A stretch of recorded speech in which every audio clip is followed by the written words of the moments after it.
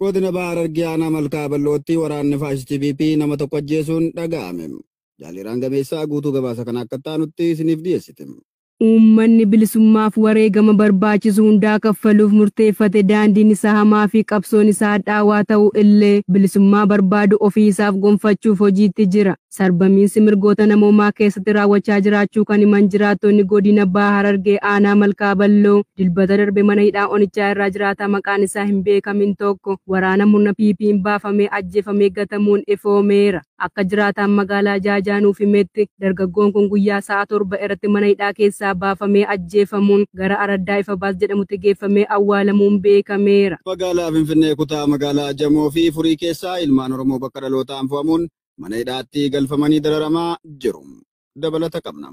Ani Oromoodhaa kana booda osoo nan jiru Oromoon hin gabroomu akkasuma qorannu malee hin jechuun jalqaba yeroo aangootti dhufe Koloneel Abiy Ahmed onnee uummataa ittiin seenuuf akkasuma hawaasa keessatti jaallatamummaa argachuuf jecha dubbachuun abdii uummatatti horuuf yeroo yaaluu kanneen yaa marqaasii afuufuun siliqimsuuf jedhame sana ilaalan muraasa turan. Har'a garuu uummanni Oromoo qorannu malee hin sana osoo hin taane mana murtiitti dhiyaachuun kan hin jirree fi qaamuma seeraatii jedhamanii warreen hawaasa keessa bobbaafamaniin qe'een qonnaan bultoota gubachuu fi ajjechaan jumlaa irratti raawwatamaa jira. Waggoota 5 darban irraa kaasuun dargaggoonni Oromoo magaalaa Finfinnee dabalatee magaalota Oromiyaa iddoowwan hedduutti bakka dhaloota isaanii qofaaf keessattuu dhaloota lixa shaggarii fi wallagga kanneen jedhaman balleessaa isaanii malee lafa hundatti hidhaa fi ajjechaan irratti raawwatamaa jira. Jalqaba seensa baatii kanarraa kaasee magaalaa Finfinnee kutaa magaalaa Furii fi Jamoo qofa keessa dargaggoonni Oromoo lakkoofsaan hedduu ta'an bakka dhaloota isaaniin fo'amuun isin deeggartootaa fi caasaa waraana bilisummaa Oromooti jedhamuun kanneen dhaloota lixa shaggar ta'an waajjira poolisii Jamoo ganda 04 keessatti hidhamanii akka jiran jiraataan magaalichaa tokko har'aata biyyoolessa Oromiyaaf himee jira.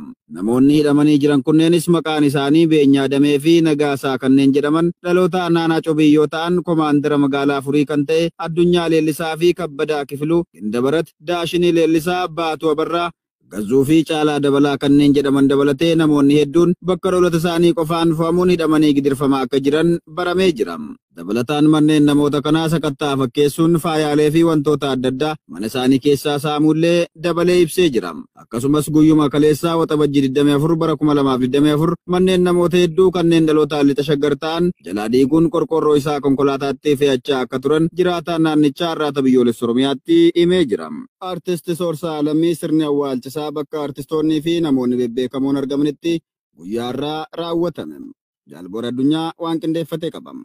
Artisti Sooraa Lammii kan dhalatee guddate godina Kaaba Shaggar aanaa Dagam yoo ta'u garuu waggoota dheeraaf lixa Harargee magaalaa Cirootti akka guddateetu himama. Waggoota dheeraaf aartii Oromoof gumaacha olaanaa taasisaa kan ture yoo ta'u dhibee yeroo dheeraaf irra tureen yaalamaa turuun hospitaala Phaawulositti dheengaddaduun addunyaa kanarraa umurii isaa waggaa 60tti boqochuun himame. Artisti Sooraa Lammiin waggoota 30 oliif aartii Oromoo keessatti gama weelluu fi koomeediin aartii fi afaan Oromoo guddisuu keessatti gumaacha olaanaa nama baataa ture ta'uun ifoomeera.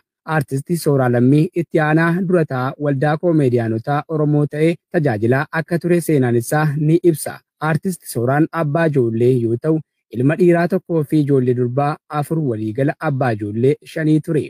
Artisti Sooraa Lammii gameessa aartii Oromoo fi nama gara laafessa quuqama mirga namoomaa ta'uusaa seenaan isaa kan ibsudha. Artisti Sooraan sirni awwaalcha isaas guyyaa har'aa mana obboleessa isaa Finfinnee naannoo CMC Addabaabaayii Yetbaabbaruu kaafamuun bataskaana Yoosef naannoo Saaris Maammootti kan raawwatamu yoo ta'u nama hedduu rakkatee hedduus dhukkubsatee turtii dhiphinaa booda dhibeen itti hammaattee boqote. Maatiin Soorsaas rakkoo ammaattuu keessatti kan argamu ta'uusaa odeeffanneerra. Ammatti maatii fi daa'imman Soorsaa deeggarsa lammii kan barbaadan ta'uu odeessi jiru ni mul'isa. Garuu keenya biyya laatii argannetti yeroo dabarru waxabajjii 7 booda West Baankitti lakkoofsi namoota hidhaman gara 9,360tti ol guddachuu abbaan taayitaa dhimma hidhamtootaa beeksise. Jaalaa Caaluu Roobaa dabalata qabam. Maddi sadarkaa olaanaa tokko akka jedhetti wiixata kaleessaa Masriin bakka Israa'el qabattee jirtutti hojii qaxxaamuraa raafaa kamiyyuu akka didduu irra deebitee mirkaneessiteetti jedha. Maddi kun itti dabaluudhaan akka ibsetti Masriin mootummoota gamtoomanii waliin qindoominaan gargaarti karaa qaxxaamuraa Kaareem Abbu Saalem yeroof gara Gaazaa akka seenu yoo iyyamtu kunis haga qaxxaamurri raafaa hojiitti deebi'utti. Torban 3 darban keessatti dhaabbileen Masrii qondaaltota UN waliin qindoominaan konkolaattonni gargaarsaa 2,272 gara Gaazaa akka seenan maddi kun hubachiiseera. Dilbata darbe ministeerri fayyaa Falastiin Gaazaa akka mirkaneessetti humnoonni Israa'el naannoo Gaazaa keessatti ajjeechaa 3 maatii irratti raawwachuu isaanii sa'aatii 24 darban keessatti namoonni 101 du'uu fi 169 madaa'uun gara hospitaalaatti geessuu isaanii mirkaneesse. Miidhamtoonni hedduun caccabaa jalaa fi daandii irratti akka hafan gareewwan ambulaansii fi ittisa siviiliitiin akka hin dhaqqabamne hubatameera. Ministeerri fayyaa Gaazaa akka gabaasetti onkoloolessa 7 irraa eegalee lakkoofsi namoota weerara Israa'el kanaan du'anii 37,551 fi 85,911 madaa'aniiru. Odeeffannoon kun kan ba'e gabaasa